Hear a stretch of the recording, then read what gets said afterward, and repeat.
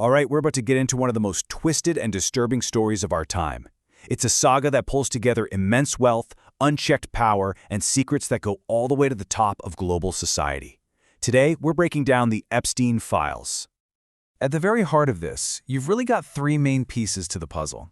A private Caribbean island that was hiding some truly horrific crimes, a list of associates that include some of the most powerful people on the planet, and a death in a high-security jail cell that, let's be honest, a lot of people believe was no suicide. So what exactly are the Epstein Files, and what have they really shown us? To really wrap your head around this story, we have to start at its physical and, you could say, its symbolic epicenter. We're going to a place that was sold as a private paradise, but for so many, it was a private hell. I mean, on the surface, it looked like the ultimate luxury escape, right? A 72-acre island, resorts, private docks, even a movie theater. It was literally a playground for the rich and famous.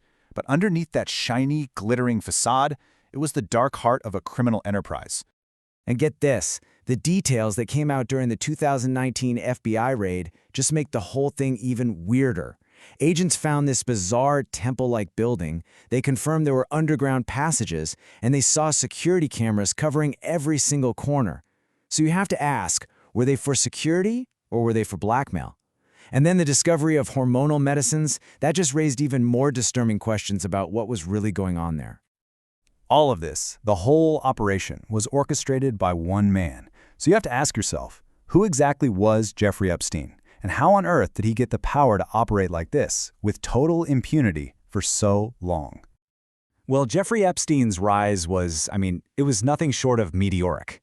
He actually started out as a math teacher in the 70s, but he quickly found his true calling on Wall Street, managing money for billionaires, people like Leslie Wexner, the guy who owned Victoria's Secret.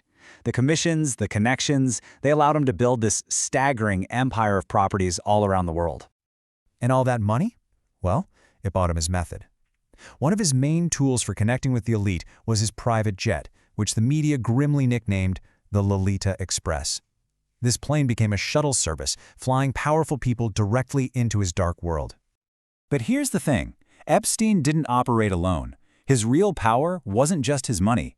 It was the network he built around himself, a huge, sprawling web of influential figures from politics, royalty, and big business. And at the absolute center of that network was Ghislaine Maxwell. The courts described her as Epstein's madam, but she was so much more than a girlfriend. Testimonies painted her as the mastermind of the trafficking ring, using her high social standing to lure and groom vulnerable young girls right into Epstein's orbit. And the list of his associates, it's just staggering.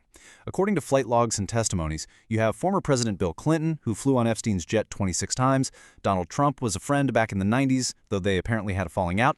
Then there's Britain's Prince Andrew, who was forced to step back from all his royal duties after he settled a massive lawsuit with a victim named Virginia Giuffre. Even people like Bill Gates were part of his social circle. Which, of course, raises a really chilling question. The FBI found a ton of CDs and photos at Epstein's properties, and while no official client list has ever been confirmed, it's led to this huge speculation. Was Epstein just facilitating abuse, or was he collecting blackmail material on his incredibly powerful guests? For years, this whole thing was just hidden in plain sight. But the incredible courage of his victims, well, that's what eventually brought it all crashing down. But, as we're about to see, the path to justice was not straightforward at all. So the first crack in the facade appeared way back in 2005, when a survivor named Courtney Wild bravely filed a police report. But what happened next was a total travesty of justice. In 2008, Epstein got this unbelievably lenient, secret plea deal. It took a whole decade and the explosive reporting of journalist Julie K. Brown to finally expose that deal, reignite the case, and lead to Epstein's final arrest in 2019. And just look at the difference here. It's night and day. In 2008, he gets a sweetheart deal, a 13-month sentence that he mostly served on work release.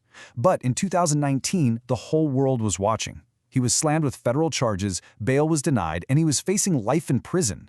Public outrage had completely changed the game.